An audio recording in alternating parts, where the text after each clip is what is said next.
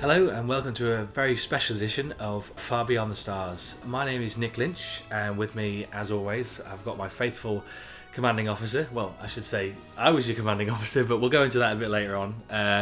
James Day. Hi, James. Hello.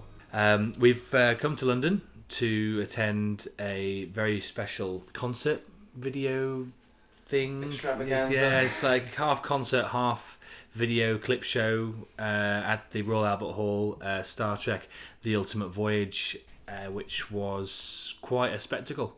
I mean, I'm not sure if it was officially part of the 50-year anniversary for Star Trek. It's got the logo in the brochure there, but it's just, in general, a celebration of the music of Star Trek. Yeah, chronicling all the ones through from original series all the way through to the J-Drums films. The Doldrums. Oh, the Doldrums, yeah. So all the way through. So I think it catered for fans, casual and hardcore.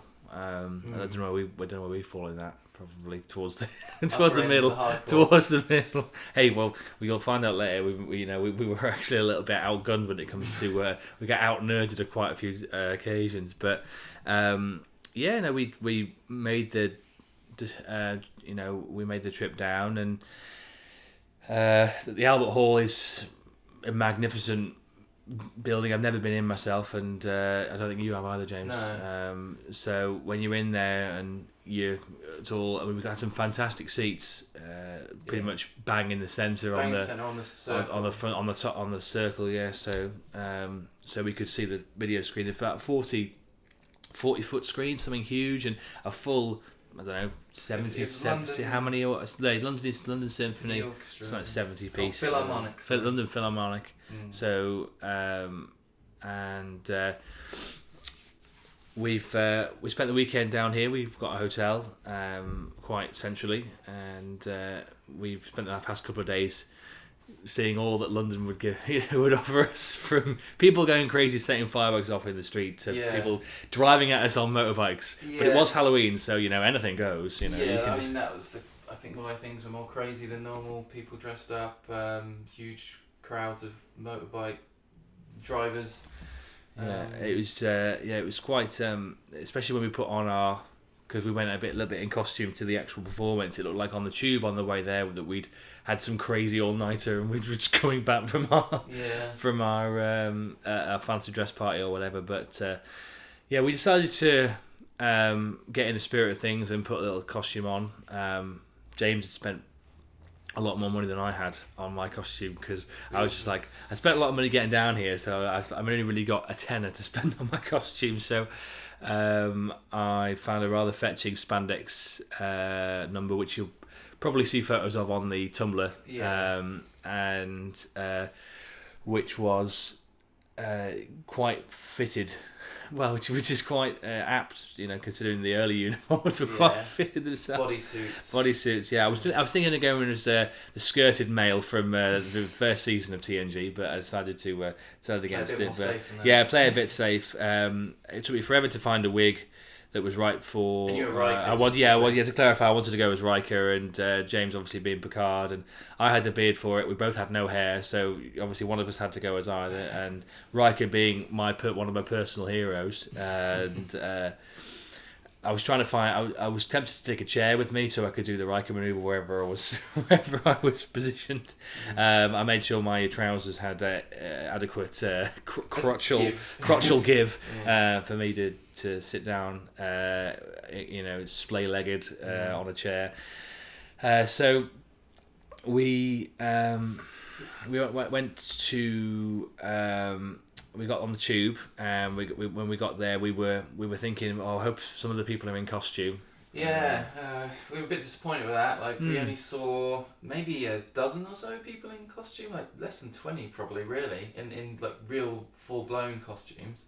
A few people had like t-shirts and we saw a hoodie TNG kind of top, which is a bit half-assed. That was so half. You may as well not bother. Yeah, I mean, either go, but sometimes it's like it's better than nothing. But sometimes it's like, well, just go. Just go. Either I spent a tenner on my and obviously, if you were to pick holes in my costume, God, you'd be there all day. There was actually physical holes in it because I had to cut most of the arms off because it was too long. But we did get quite a few people stopping by and saying, "Oh, good costume." Yeah, which kind of made us feel like it was worth it, and not that we were going for people's adoration we're going for us, really. But it was nice to because I've never been to a convention or anything like that before, so it was nice to go to something and for someone to turn around and go, great effort, or looking good guys, and there was some people there with when we arrived, there was some first contact uniforms guys, but they weren't characters, they were just themselves, but just wearing. But we were quite impressed with the quality of the uniform. The jacket, the outer jacket that you obviously wore under the turtleneck could be genuinely used as a jacket on a normal day. No one would ever kind of give you a second look if you wore that out in public. But he had a phaser as well, which made noises, which I was quite impressed with. I nearly bought props and then thought, well, that's just more stuff to carry. You did bring a lot of stuff, but I should say before we go any further that Rich should have been with us, but unfortunately, due to some hideous German public transport issues, he missed his plane to come over here. So it would have been the three of us in a final conclusion to a conversation that was started 3 years ago at Eurogamer, where this all started, and so we Skyped Rich last night. It was good to see him, but missed you, buddy. And it was the three. Well, it was supposed to be the three of us, but but we tried not to overwhelm him with posts of what we were doing. So that would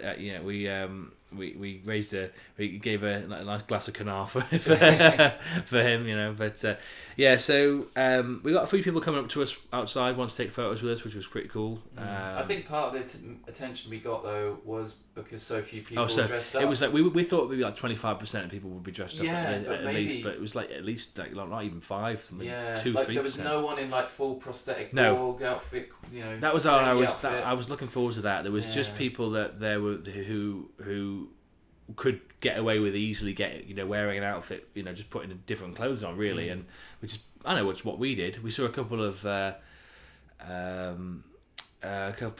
Vulcans down there with their dodgy bowl head wigs on. A lot of TOS, lot of TOS, A couple of cool Picards on the way in. Ben Kingsley Picard, and there was also a few movie costumes as well with the white.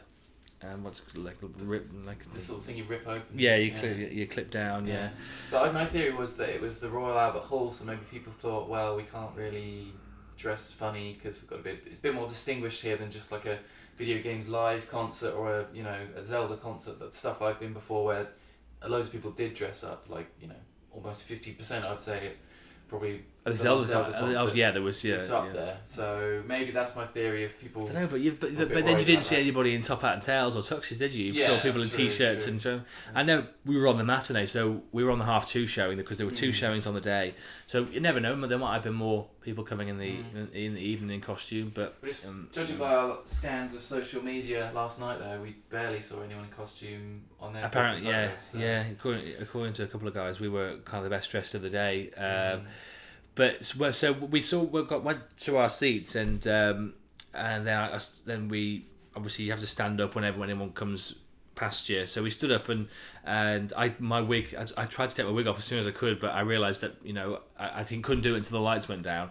And then this Geordie guy was massive. Geordie walked past us, and he was like, "Oh, good to see someone else is wearing." Costume, not like all these holodeck characters, and he kept saying that about 3 or 4 times, and I'm like, and he turned it with his wife, and they sat down right next to James, and immediately splay-legged, and it was because we were quite stuck for space as it was, so we because he had full next gen Worf outfit, jumpsuit and the sash with the badges on, the houses on, and he had none of the gear on his head. But even though he kept saying constantly that I normally wear, but if you're going to go all out here, and you're used to wearing that gear, wear it, you know? Yeah, he was criticising other people for not coming in costume, and then said, well, my wife wouldn't let me wear the full Klingon makeup today. Rubbish. Just rubbish. You know, he looked like a guy that didn't really listen to what his wife had to say. So he just was like, I'm just going to do what I want in full Klingon kind of ideology as well. You know, so, just do what you want. I mean, you're there saying that. Oh, I didn't wear my full outfit because my wife told me to. Well, where's the Klingon in that? You know, because he constantly talked about Klingons the entire time, and he criticised every scene that we saw that wasn't Klingon related. Yeah. Bear in mind, there was a whole Klingon dedicated suite, and second part was that, and he still. He would give minimal applause to everything else, James wasn't a fan of this guy, and he stood up just before it started when everyone was milling in and went, oh, I wonder what the acoustics are like in here. And I said, I imagine they're pretty... And before I could even get words out, he was like, Kapla! In the loudest voice. And then he was like, Gong Du Chak! And he was like doing this huge huge Klingon speech. And everyone was turning around going, I was like, what was going to happen is that he's going to get chucked out because he's standing next to us and we're all in costume. We're going to get chucked out as well. Yeah, that was the awkwardness of it. The fact that immediately we sat down in costume, then he comes along in costume next to us, and I was just scared the whole time we're going to be associated with this guy. It was horrible. But everyone turned around and applauded him when kind of he said his thing, which was I was relieved because I was like, oh my god, because you can probably get away with that kind of stuff in a normal a normal theatre or something or a convention, not in the Royal Albert Hall, you mentalist. So it's not a great start to the evening. No. So anyway, we sat down and just before we sat down as well, this. James was being waylaid by this guy talking about Battle tournaments, how he pulled his shoulder out. And this guy, when he was talking about Battle tournaments, I was like, oh my god, this guy lives and breathes Klingon. Yeah, it was level beyond cosplay. Us. It was level beyond us. It was level beyond cosplay. It was level beyond. It was as if he didn't. He they existed and to him and. It's almost in his own reality. He was reeling off all the captains that he's met. He was reeling off all the conventions he's been to, and it's too much. But he kept talking to James, and this girl stood next to me. It came round all the way round from pretty much the other side of the hall, and came up to us because we were in costume, and she was dressed as half Deanna Troi, half Beverly Crusher, because she said my outfit's Beverly Crusher but my hair is Deanna Troi, because she had a little bit of like a frizz going on. She attached to the back of her hair, and she'd made her costume herself. She looked great. And she said she was she was a events organizer for the cons, so basically she'd book all the stars, and I was like, wow, let's talk to you a bit more. James was like desperately trying to talk to her, and the guy was like, have you heard about my Battle tournaments? It's like, there's you, Spock Mr. Married, with kid, and then you Spock block, totally Spock block. Klingon guy next to me, so you're the guy who needs a date. I don't need it. I was talking to her for a while, and that was pretty cool that she came all the way over to talk to us, and she was Canadian. So if you're listening, hello. Send us a message, tweet us, follow us. It's your number. James wants it. We really so that was so anyway. The thing we sat down and the performance started. It opened with a TNG slash the motion picture. Motion picture, because obviously they're the same theme. So it opened with that, and the authenticity of the sound, because there was no screen on at the time for the first bit, because it all made you focusing on the orchestra, and it sounded, if you close your eyes, it was so authentic. It was like they were playing it off a at times you forgot off a CD. They were playing it live, because it sounded so authentic, and so they did that. They did the opening music, which just, there was horns, there was a huge brass section, obviously standard for Star Trek music, but huge brass section, timpanis and, big drums and that guy, the big cymbals, that guy, I love the way they two-handed cymbals. So it was divided into parts chronologically through each series, but it was kind of permeated with montages of themes, like the theme of a holodeck or the theme of friendship, family. Yeah, so basically they had the 3 different types of sections, right? There was so many of these like intermission bits where Michael Dorn, aka Worf, gave these sort of interesting, slightly odd, slightly odd, almost preaching. It sounded like a sermon at some point where he's preaching about friendship and loyalty and the things we must do, and sometimes we must fight. It's the teachings of Kalis. That's what he said. Yeah, and then when it got to certain like series segments, he'd just rattle off all the names of the main cast, like Archer, Tucker, and just it did almost sound like a religious experience. Or something. It was odd. I mean, we were thinking, why Worf? But then, I guess he's got that booming voice. I imagine Shatner demanded too much money, and then I imagine his delivery would have taken its toll on us in the second hour. And these bits were backed with like a star field of different colours, and it was almost like something you'd see at like a planetarium presentation of, this is the galaxy and things like that. Yeah. So those bits were interesting. They got really repetitive towards the end. They did, because it didn't, because after it was like when you go and see a gig, you applaud after every song, and there's not really a flow of sorts, because it's song starts, and then song stops and finishes, and you applaud, and song starts, and because that was the way it was because each segment, which some lasted only like a minute and a half, some were quite short. Really, really short. Each one was separated with a Michael Dorn type speech, and it seemed quite stilted, as he went through, because it was like oh, and there was a lot of applauding after each part, and I imagine that if you'd kind of shrunk down the speeches and had a longer type of montage, it would have got more of a reaction, because sometimes the applause was a little bit lower than depending obviously on what the theme was, there were but those themes just ended up getting quite repetitive, didn't they? Like there was all like friendship was in there. It felt like that came up more than once. Like battling came up more than once. Firing. There was a montage about firing, just like fire. Like by the end it felt like you've already heard the Dawn go over the same same thing. It was like he was running out of things to say. But I mean that stuff was fine. It was a minor. So the main two musical types were these where they lifted scenes from specific episodes, removed the music, kept the audio, and then played the music. The orchestra itself played the music as the scene went on, which I thought were the better segments, personally, because it was sort of more true to the show. Because we were expecting to see the intro sequences of the series, because they did chronologically, with seeing it on the screens, but with the backing of the orchestra. But they put different music to it, which kind of felt. So the other parts were like these montages. Yeah. So they'd have DS9, Voyager. They bounced around all the different movies. 5 mainly. Yeah, a lot of 5, weirdly enough. Final Frontier.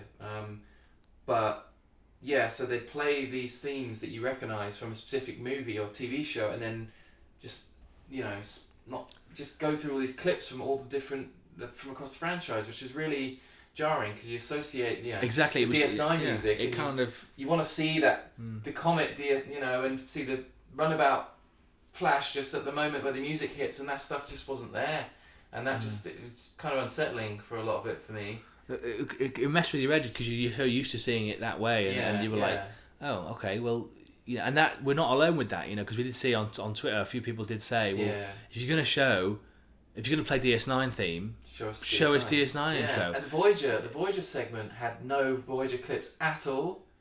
That's just bizarre to me. It's like, we might skip the intros on when we're watching it on Netflix, but when we've got a huge orchestra and a 40-foot screen in front of us, we want to see those intros, man. Yeah. So and I don't think it's you brought up the point of, well, maybe they didn't have creditless intro segments for DS9. Yeah, because obviously if they show a person's name, they'll have to give them royalties or whatever. Yeah, that might have been a problem. But we saw most of the Enterprise's intro without credits. Yeah. And obviously they remastered TNG, so I'm assuming they've got the credits and the intro titles separated out. Well, they could remove the audio track but keep the vocal track in the vocal track into most of the scenes, so surely they could remove the titles. I mean, it's their own stuff. I mean, yeah, but I mean, just clips from the respective shows, like even if you can't use the intro, just show us clips of Cisco and Way of the Warrior and stuff like that. It's funny because every time DS9 stuff would come on, James would be like, yes, yeah, yes. The first time we got a glimpse of DS9 was the Klingon segment, Way of the Warrior, second half, Klingons beam in, and I just, yes, and like fist pump the air, and then that and was they're like, gone. Like, 5 seconds on screen, and then that was it.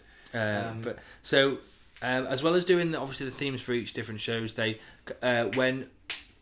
when they started, like say, the original series started with, they basically went, they showed a couple of choice scenes from episodes they thought, or I don't know what the research was about which ones to choose, but probably quite important and episodes that stick in your mind at having classic music from the original series and going all the way through. So the 2 episodes per.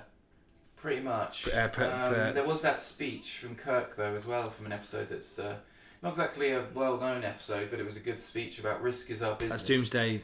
That was Return to Tomorrow. It's one of the time travel episodes from the original series. But the other 2 segments for TOS was A Mock Time, which is the famous Spock bike, and Doomsday Machine, which is the flying cone thing, which I thought was ridiculously good graphics for the mid-60s, but then you said it obviously had been. They were using what did it look like? They were obviously looked like. It still looked like that. Just there was less shots of it and sort of slower moving and stiff and stuff. But there was a lot of TOS love. I mean, fair enough. I mean that that was where it started, and props to all that. But I mean, another problem of mine actually was that it did bounce around quite a lot. I mean, obviously we did get, as we went along, we got DS9, we got Voyager, then we got a bit of Enterprise. But they were still throwing in clips of Kirk and Picard and just all over the shop. So it would have been nice for me if it was more like a chronological more history. Separated. Like more separated out, rather than bouncing around. having Star Trek 6 sequence. Fighting. I'm sure I saw the whales in the tank about 3 times. There'll be whales here. Like, I mean, it's called the Ultimate Voyage, right? So it would have been nice if it was a beginning to end kind of thing, and then maybe at the end do like a final wrap up where you just splice in all the different franchises. But I feel slightly differently to James. Obviously, I kind of the atmosphere kind of took me away a bit, and there were a few moments where. It did get you right. Did get you right here. Fields, right in the fields, because we, they did a montage to Spock at the end, which was quite true, which you wouldn't have seen if he'd still been around. But the episodes that they did for the obviously for Next Gen, they did Best of Both Worlds, First Contact mashup, which they didn't really mash up anything else. No, on that, they didn't talk about any other episodes really of TNG. Well, they had the brief bit from All Good Things, didn't they, in the final courtroom scene with Q and Picard? Yes, yeah. Which is another thing. Like, you wouldn't notice the music in there. You wouldn't notice the music. It's not a scene you'd instantly think, okay, top 10 Star Trek music moments. That's not in there. So there was a few as they went on. Obviously, the TOS ones we mentioned were pretty spot on. Doomsday Machine, and Mock Time is the one you'd go right. That's the one. Yeah, but then when it got to DS9, TNG, Voyager, it sort of got a bit odd. I mean, we'll get to the DS9 bits in a minute. What else was doing now, actually? For me, moving into the DS9 stuff, because I was like... and we haven't mentioned that you just finished watching DS9. Yeah, I'd been binge watching, because obviously on a previous podcast I've kind of been a bit drifting through, kind of blagging my way, because my knowledge of Star Trek, well, my viewing experience of Star Trek was a lot lower than James or Richard's was, and I just wanted to kind of I wanted to add my kind of spin to it and what I'd seen, and I after binge watching Next Gen and then finally binge watching all the way through DS9, I think I watched the entire season 7 in 3 days, which was quite full on. Thank you Netflix for that. And so going all the way through, and I'm so glad that I finished that season, especially because they showed the episode Dogs of War, which features the first Dominion battle at when they're in the heart of Dominion space, when they're towards the end, and the first encounter with the Breen for the Defiant, and spoilers. If you've not seen this. If you've not seen this, then it's pretty important. It's pretty big stuff, and I saw that episode earlier on in the week, and I was watching it in the shower because I carry Star Trek around with me all over the place when I'm binge watching it on my iPad, and I normally put it on the loo. As you do. I normally put it on the loo because I have it with me, and obviously when I'm cooking or when I'm when I'm doing other stuff, and I've got my iPad on, so it's always it's always rolling around with DS9, so I'm always up to speed with it. But I'll put it on the loo, and I watch it through the glass, which I'm constantly wiping the water away from the glass. And this episode caused me to stop in my tracks, and I pulled the glass back, and it was as the Defiant was attacked, was hit by this crazy shield draining weapon of the Breen, and everything went down, and I was like, oh crap. But in the back of my mind, I was like, no, they'll find a way out. They always find a way out. It's a Defiant, it's gonna be awesome, and Defiant is one of my favourite ships. And then to see it abandon ship and getting completely screwed, and then it explode, I was absolutely devastated, and I've never felt like that for anything at all, any program, I've never been, Ned Stark getting his head cut off in Game of Thrones. Okay, yeah, it was gutting, but I wasn't devastated, because I'd followed this amazing ship that was perfect for Borg fighting, and I love a good Borg fight, me. And you're saying that Defiant was probably the first thing you ever knew of Deep Space Nine. Well. And obviously you grab onto stuff that when someone talks about a particular subject, you gravitate towards what you already know, and you try and have this kindred spirit with something you already know, and seeing the Defiant explode, and I was just like, crap, that made me feel really horrendous, and it made me feel that because I reacted like that DS9 was actually the superior series for me, above TNG, because I've been a TNG fanboy for a long, long, long time. So the amount of great episodes in DS9 that's made me go, wow, that's really made a mark. And even my wife loves it now, so she had to love it really, because I've been binge watching it so much. But going back to the concert, there were they showed that scene because it is an amazing scene, and it was great to see it with the orchestra, and great to see it. And then to see, but as soon as it came up, and as soon as the Breen turned up and hit the Defiant, I was like, they're going to make me relive this again, aren't they? They're going to make me go through this torture again. And I was like, oh, thanks guys. Defiant, no. Defiant, no. Judgy, no. So it went through that kind of thing, and when it exploded, I was like, I couldn't watch. I was just like, it's too much for me. And then they showed the second episode of the DS9. In the Pale Moonlight. The Pale Moonlight, where Sisko's very dramatic speech towards the end of making the decision to fix the videotape and fix the holosuite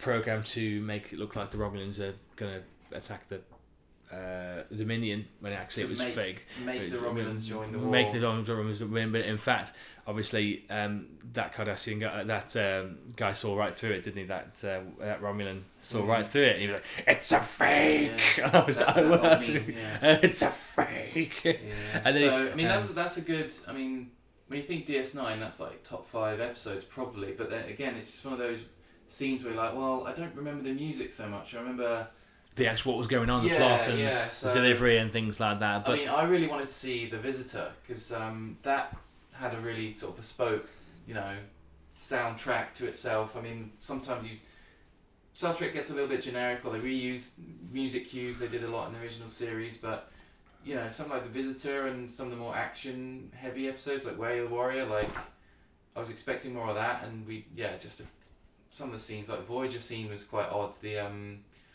So what was it? It was the Year of Hell. I mean, Nick hasn't seen any Voyager. Yeah, it's a major spoilers for me on Year of Hell. I was just like, but it was where Janeway was doing a speech about how you love a ship, explains to Tuvok how, he doesn't understand how humans get attached to animate objects, and I mean it's a good speech, good moment, but again you don't think of the music that much. I mean it's kind of quite in the background, so I mean but I guess it frames the scene and the way that scene is created, and it's quite a pivotal scene in Voyager kind of lore, and then every time James would turn to me and go, spoilers, major spoilers here, spoilers, and I was like, I can't not watch. I can't switch my ears off. The Voyager and Enterprise clips weren't that spoiler heavy. I thought no, it was when they said Year of Hell came up, I was like, oh shit, they're going to show the ending. Did a caretaker intro where pretty much it's the same kind of speech, but we're now alone in the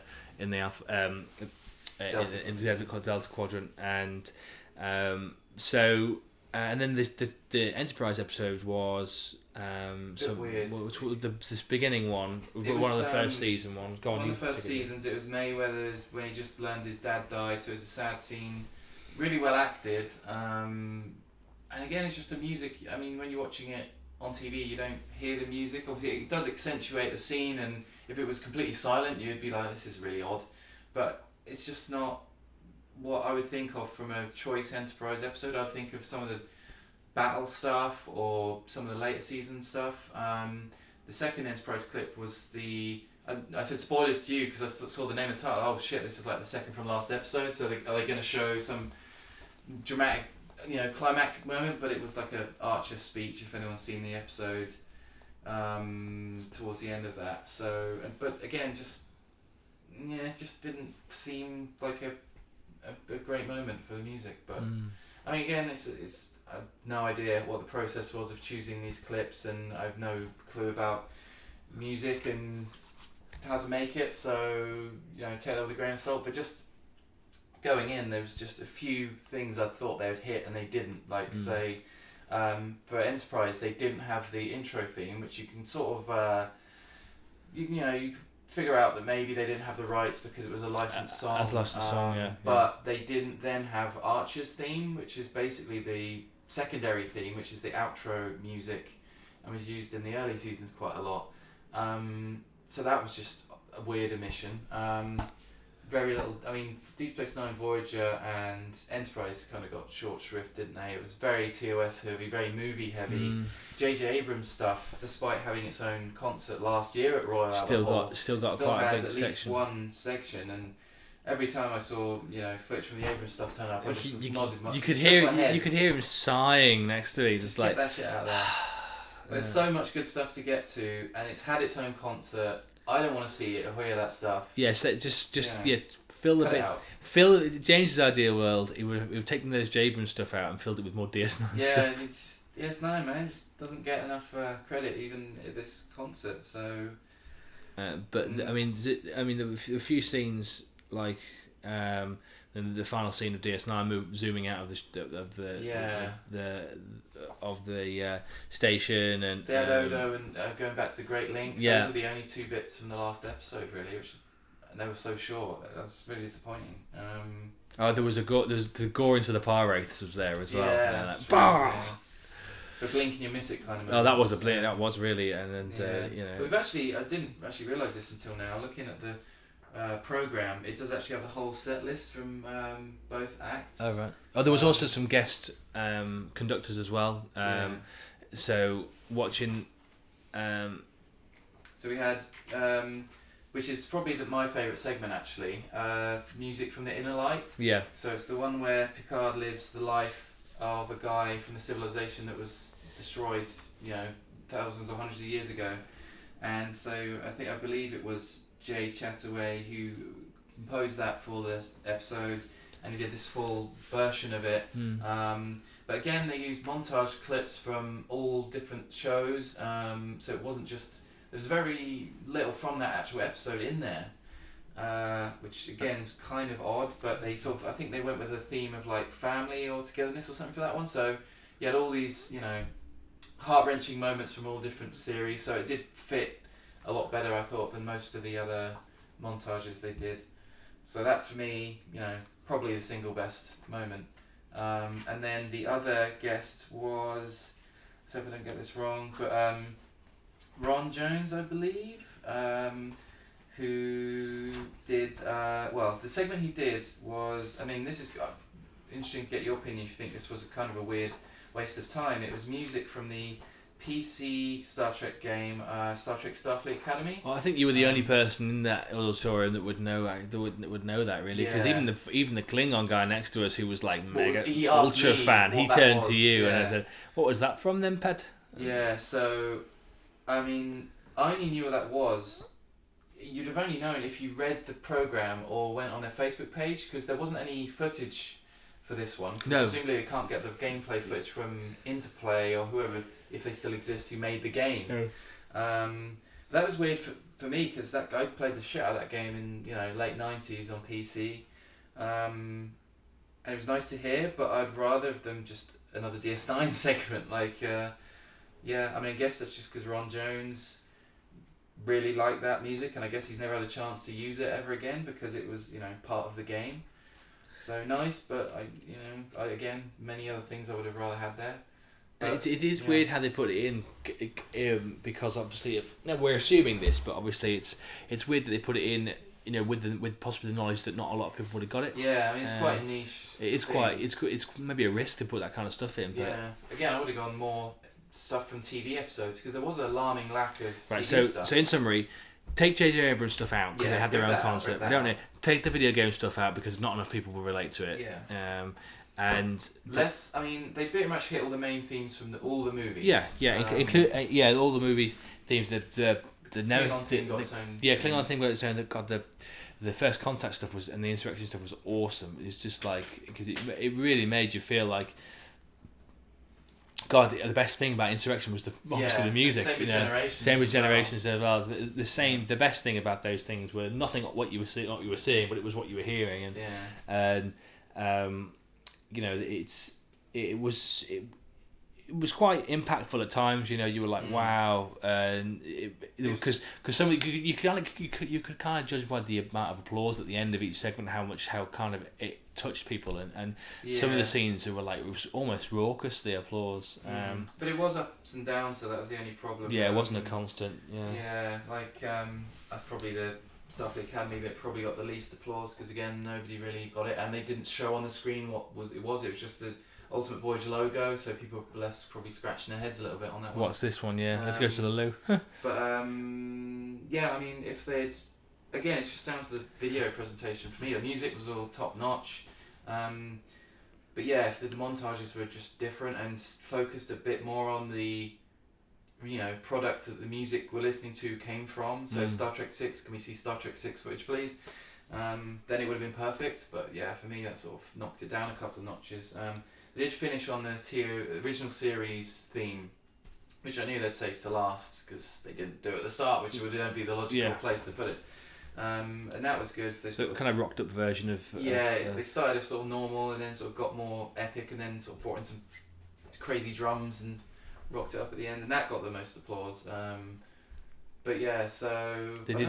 Yeah, there was a few comedy bits in, like Data's little Lifeform song. Yeah, some of that was weird, wasn't it? And a lot of the Generations stuff. As we were doing the Generations segment, there was a few Data going yes and all that stuff, and but they were filming it as well, I believe. There was some filming, but I don't know whether that was for them or whether that was for general release. But I would definitely.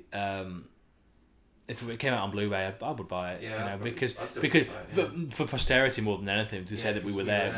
Yeah. So there's some good behind the scenes stuff as well. Yeah. On their YouTube channel, they've had some interviews with the people behind the show and things like that, and some more Michael Dorn, sermonising. It's funny because when you went to see video games live, obviously Tommy Tallarico was a totally different entertainer than what we saw, and Tommy Tallarico likes to put live action elements into his performance as well.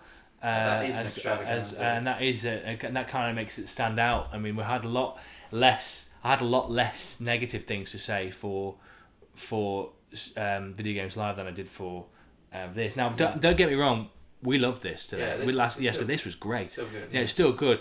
But there's always room for improvement. There's always things we could develop on. That's why we have opinions. We don't just sit there and go, yeah, that's great. Why was it great? Oh well, but because obviously Star Trek. Video Games Live was different because, you know, it had a Metal Gear Solid box on the stage, and he kind of engaged the audience a lot more. And he talked to the audience. There was a lot of lights, you know, not pyrotechnics, but, you know, a lot of light work. Yeah, a lot more going on physically on the stage. It was more like a kind of not just on the screen, not just in the audience. A bit more like a rock concert. Yeah, it was a bit more interactive, you know, and maybe I would like to have seen a bit more live action, but possibly some live action stuff. Some, you know, just some guys dressed up as Borg, you know, just. I mean, you know, I've don't been know. to games concerts that took themselves far more seriously than Video Games Live, so it was almost like a real, you know, orchestra thing where you got to be quite polite and no yelling and, you know, cheering. Definitely no Klingon war cries. Yeah. So this was more sort of low key like that, but which is fine. Like, that's acceptable. But I think just overall for me, if they'd gone less of the artsy way with all these montages and trying to expound the themes of Star Trek at the same time, like we must unite and go to battle and all this stuff. If they'd just been a bit more plain with it and just gone, you know, chronologically from original series through movies, you know, all the way to Enterprise, and just sort of focused in on those shows, give each show and movie their own sort of 5 minutes of fame. It was like half concert, half clip show, wasn't it? You know, we were. I mean, just the fact they kept layering over. I'm not sure if we were that clear about this, but they layered over certain choice quotes over these montages as well from, you know, scenes that sometimes didn't quite line up because it was Picard talking over Captain Archer or something. So yeah, if they had taken a less artsy route with it, I think I would have been more, because that was what I was expecting. Like, okay, you know, start for TOS, move on TNG, we'll get the intro theme, blah blah blah. You know, I would have been happy as Larry if that's the way they'd done it. Subtitles threw us off as well at times. Oh, subtitles were wrong occasionally. Yeah. Q, see you out there. See it up there. See you up there. No. And with Star Trek knows we're going to notice. You can't mess that up. Yeah. Yeah. So, but no, you know, yeah. 8 out of 10. Yeah, we gave it. I think say, 8 out of 10. It was 10. the whole experience was you know, it's like I can't stand football, but if I go to a football match live, I get into it because that's what you've. And I'm not the same. Obviously, it's not the same with Star Trek, because I love Star Trek. But it's you kind of forgive, you know, a couple of things that it hasn't done right. But don't forget, they're not playing a concert for us. They're playing a concert for everybody. You know, I mean, there were kids there, for God's sake. You know, kids don't even know. You know, they wouldn't maybe not know as much as us. You know, and then it's kind of not the problem, but I guess it's just the thing you have to deal with it with Video Games Live, because they cover all video games. It's how do you satisfy everyone? And you got to put a song from Minecraft as well as a song from, you know, Link to the Past. Some obscure, you know, it's Monkey Island or something like that. So, and as someone who, the more into games or Star Trek or whatever you are, the more sort of specific things you're going to want, and you're not always going to get them. Especially if you see, like me, like seeing Video Games Live multiple times, you kind of want them to mix it up more each time and go with your favourite games. But you know, you can't get it all. But overall, you know, the tickets we got were £38 each. You know, we got really great seats, unbelievable seats. We'll struggle to find seats as good as that. Yeah. But I mean, so that unfortunately those are the only 2 dates for Europe. That was the first leg of the tour, wasn't it? Yeah. So they're starting off with this 2 concerts in one day in London, and then they're going on a US tour. So if you listen to this in Europe and you didn't go, I'm so sorry. You're gonna have to go to America to see it.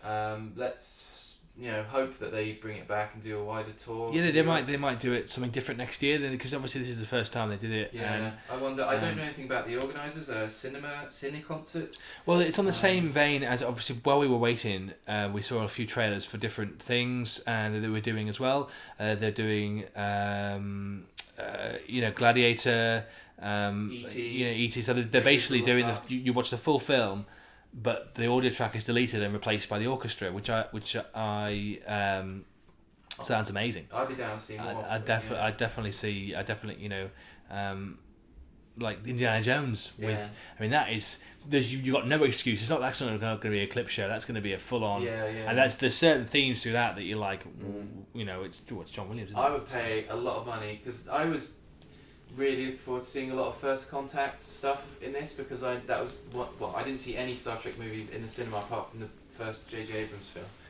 Unluckily for me. And And I've always wanted to see First Contact on the big screen, and obviously we didn't kind of get much of it. This is the closest we're ever going to get to it. Yeah, so if they did First Contact in this format, you know, Royal Albert Hall with full orchestra, It'd be amazing. I'd pay 70 quid. I'd pay twice as much as that. Yeah. Upwards of, I'd pay hundreds to see that, because you're never going to see that ever again in that way. So, yeah, cinema concerts or whatever you call it.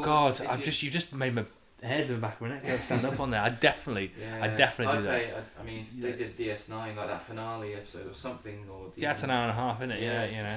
Cinema concerts, if you're listening. If you're listening, pay us. We'll go and review it for you. We loved it. We loved. We want to pay them. We're ready to give you money, please. We'll take our money. But yeah, no, that's basically Ultimate Voyage. That's pretty much everything. Yeah, no, it was great. I mean, if you did get a chance to see it, you know, let us know how what you thought about it. I mean, if you're thinking of going to the US anyway, try and go and see this while you're out there, because it was really good. I don't know how many dates there'll be in the US, I think there's quite a few. Yeah, US is a lot bigger than the UK. So yeah, loved it. The only bummer was not enough DS9. Not enough DS9. Sitting next to Mr. Klingon, who was munching through Quavers and having his legs spread quite wide. So I mean, you know, can't hold that against the concept. Just the guy. But no, it was great. I mean, I said, you know, we've got the we're going to put this all on Tumblr, and if you've got any comments, if you were there, if you did see us, if you heard the Klingon battle cry, that wasn't us. That was the guy next to us. We weren't with him. Sorry. Sorry if that bothered you, but if you were that Canadian lady that came over and talked to us, thanks for coming to talk to us. And so thanks for listening, and we'll catch you next time. Goodbye.